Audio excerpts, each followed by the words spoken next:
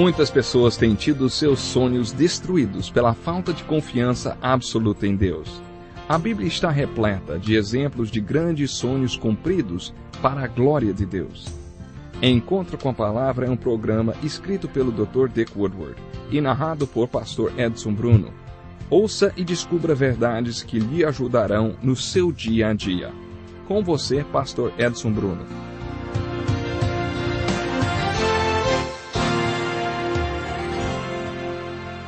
Seja bem-vindo ao nosso Encontro com a Palavra e bem-vindo a mais um estudo do Evangelho de João, versículo por versículo.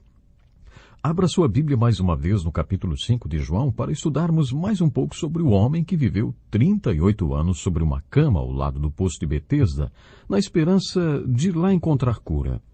No final do último programa passei uma lição de casa para você, mas antes de vermos isto, quero fazer mais algumas observações sobre esta cena patética do poço de Betesda e sobre este homem a quem Jesus curou.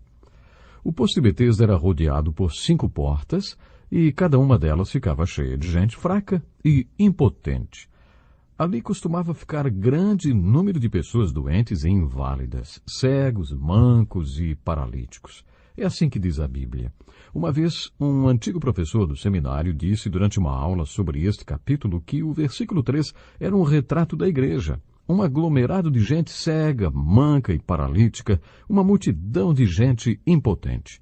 Hoje as igrejas são grandes. O número de pessoas que vão à igreja nunca foi tão grande como hoje. Na verdade, estamos vivendo uma época de super-igrejas. Mas se toda essa multidão de gente que vai à igreja não estiver espiritualmente bem, se não for espiritualmente forte, então, de acordo com este professor, será um aglomerado de gente fraca e doente que não forma uma igreja, forma um hospital. É no hospital que ficam os fracos e os doentes. O Evangelho de João sempre traz outro significado mais profundo por trás do seu relato simples. A figura de Jesus se locomovendo entre estas 5 portas, passando pela multidão de fracos e doentes, forma uma cena registrada no Apocalipse. Nos primeiros capítulos do Apocalipse, João revela uma visão de Jesus no meio de 7 candeeiros, que representam as igrejas. Aquele que passa pelos candeeiros é Cristo, Cristo no meio dos fracos e doentes. Agora, voltando a uma das nossas perguntas do estudo, quem é Jesus? Jesus é aquele que anda no meio da sua igreja. Mesmo que sua igreja seja uma multidão de gente fraca e doente, ele ainda está no meio dela e é lá que ele opera. A igreja é um dos veículos através dos quais Jesus opera na vida das pessoas. Eu sempre tive a seguinte dúvida a respeito dessa história. Como Jesus, passando por entre esta multidão de gente fraca no meio desta cena tão patética, curou apenas um homem? O que esse homem tinha de tão especial? Será que é porque ele estava lá fazia já 38 anos? Por que Jesus curou este homem e não curou o resto? Na verdade, não sabemos e só podemos especular. O meu palpite, e concordo com a maioria dos teólogos, é que a maioria dos que estavam lá cria em uma superstição. Eles acreditavam que quando a água se movia, era porque um anjo tinha entrado no tanque e o primeiro que mergulhasse no tanque depois disso seria curado. Essa superstição pode ter sido reforçada porque alguns que entraram naquele tanque primeiro realmente criam que aquela água os curaria. Às vezes, quando as pessoas acreditam muito em uma coisa, essa coisa acontece. Entretanto, vejo o poço de Betesda como um exemplo de tantas coisas para as quais as pessoas se voltam hoje, coisas que não curam, coisas que não resolvem nada, não resolvem os problemas. Como vimos na conversa que Jesus teve com a mulher samaritana, ela tinha uma sede de Deus que só Deus podia saciar. Existe um vazio dentro de nós que só mesmo Deus pode preencher. É patético ver as pessoas tentarem preencher esse vazio com todo tipo de coisas que não têm nada a ver com Deus. Elas tentam preencher esse vazio com drogas, elas tentam preencher esse vazio com prazeres, com riquezas materiais, acumulando bens, mas continuam vazias. Acho que o fato de Jesus ter se voltado especialmente para aquele homem tem a ver com essa superstição. No versículo 6, vemos que quando Jesus se dirigiu a esse homem, ele fez uma pergunta. Você quer ser curado? Essa pergunta é importante. Sabe por quê? De acordo com os médicos, certos doentes não querem a cura. Eles gostam de ficar doentes, se sentem especiais quando estão doentes. Eles gostam da atenção que recebem quando estão doentes. De verdade, lá no fundo, eles não querem ser curados. Talvez por isso Jesus tenha perguntado àquele homem: "Você quer ser curado?" O homem podia ter respondido: "O que o senhor quer dizer com isso? Faz 38 anos que estou aqui e o senhor ainda me pergunta se eu quero ficar bom." Não. Aquele homem não respondeu isto. A resposta do homem dá uma dica porque Jesus o curou. Ele falou: "Senhor, não tenho ninguém que me ajude a entrar no tanque quando a água é agitada. Enquanto estou tentando entrar, outro chega antes de mim." Que cena patética! Aquele homem vivendo uma situação trágica, dizendo que não tinha ninguém que o ajudasse. Sabe, é bonito o que vemos hoje em muitos países. É bom ver a atenção e o cuidado que alguns governos e cidadãos têm com os deficientes. Quando eu fazia faculdade, ouvi dizer que o centro da cidade de Los Angeles, na Califórnia, é o lugar mais seguro do mundo para alguém ter um ataque do coração, porque se você cair no chão desmaiado, quando acordar, depois de poucos minutos, já estará sendo atendido num hospital. Isso por causa da boa organização da cidade. Mas nem sempre foi assim e, infelizmente, ainda não é isto que acontece em muitas partes do mundo. E nesse trecho da Bíblia, nos deparamos com este homem nessa situação patética que afirma não ter ninguém que o ajude. Ele diz: "Não tenho ninguém que me ajude a entrar no tanque quando a água é agitada." Pensando bem, o fato de Jesus ter curado este homem, isso pode ter um significado mais profundo que independe do homem ter sido supersticioso ou não. Pode ser que aquele homem já tivesse desistido, perdido as esperanças naquele tanque. Ele não tinha chance de entrar no tanque porque não tinha ninguém que o ajudasse. E por isso ele já tinha desistido do tanque. Ele não tinha chance. E como ele não tinha mais esperança de ser curado, estava buscando outra saída para a sua cura. Talvez tenha sido por isso que, no meio de tanta gente, Jesus parou para falar justamente com ele. Ele conhecia o coração daquele homem.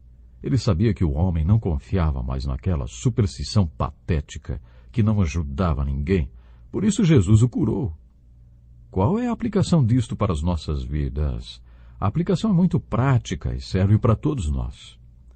Ela pode ser aplicada na vida daqueles que estão passando por um problema insolúvel ou por uma doença incurável para a qual a medicina não tem solução. Você acredita que Jesus pode curar? Eu creio de todo o meu coração. Eu creio que Jesus pode curar você. Quando passamos por um problema ou uma doença que nos deixa deficientes, todo mundo gosta de apresentar uma solução. O nosso professor, Dr. Dick Woodward, ele diz o seguinte: "Eu tenho uma deficiência e muitas manhãs quando acordo, eu oro a Deus: Senhor, me livra dos meus amigos." Sabe, eles ficam o tempo todo enchendo a minha cabeça com possíveis soluções para o meu problema. Ficam recomendando coisas que eu deveria fazer, coisas que na maioria das vezes não ajudam em nada. Se você tem um problema que não consegue resolver, como aquele oficial do rei cujo filho estava morrendo, do capítulo 4 de João, ou como este homem doente sem ninguém para ajudá-lo, a quem você recorre? Você recorre a algum tanque de Betesda? Ou você vai até Jesus com o seu problema insolúvel? Você vai atrás de Jesus em busca de cura? Ou será que você ainda está sentado junto a um desses tanques de Betesda por aí, hein? Existem coisas maravilhosas e uma delas é a ciência médica. Sabemos que a medicina hoje faz milagres e sou grato a Deus por todos esses milagres que a ciência médica pode fazer. Mas, às vezes, e infelizmente com mais frequência do que você imagina, a medicina se depara com problemas que não consegue resolver. Existem problemas que fogem da alçada médica. É lógico que a ciência não é a solução para todos os problemas. Muita gente pega seus problemas insolúveis e busca ajuda em psiquiatras.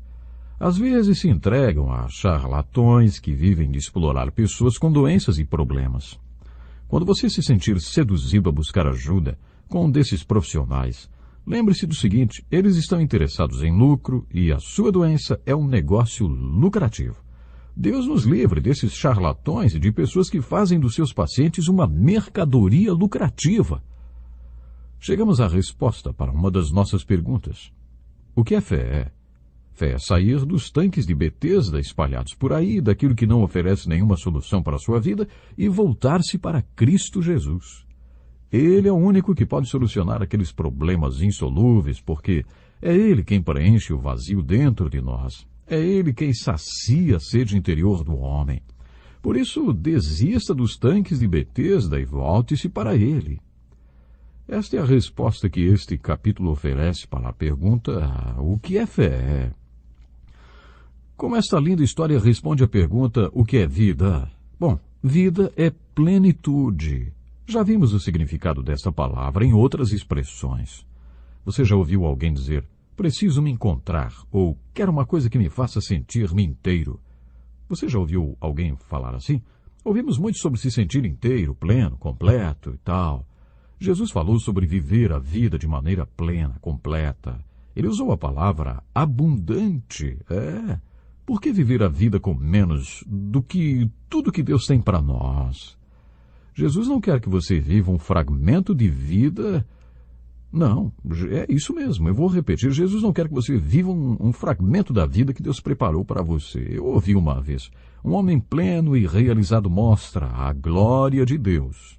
Certamente Jesus quer isso para nós. O que é vida?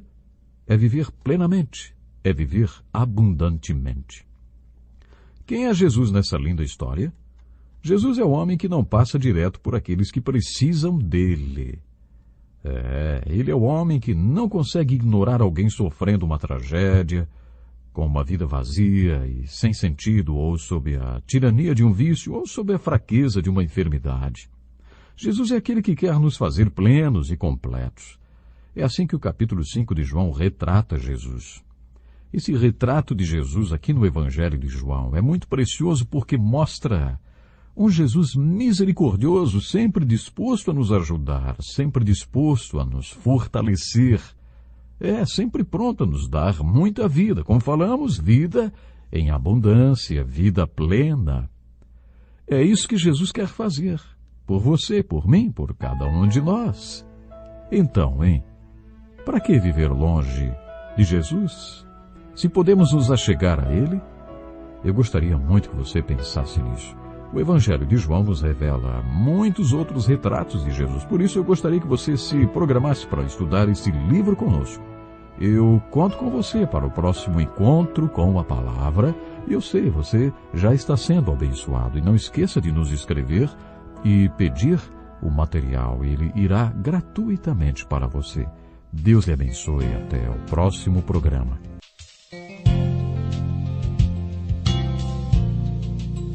Que lição importantíssima. Obrigado, pastor Edson Bruno. Prezado ouvinte, coloque em prática o que você ouviu aqui. Sem dúvida, sua vida será grandemente abençoada. Este é um estudo escrito pelo Dr. Dick Woodward, na voz do pastor Edson Bruno. Escreva-nos e solicite o material. Nosso endereço é Encontro com a Palavra, Caixa Postal 2011, CEP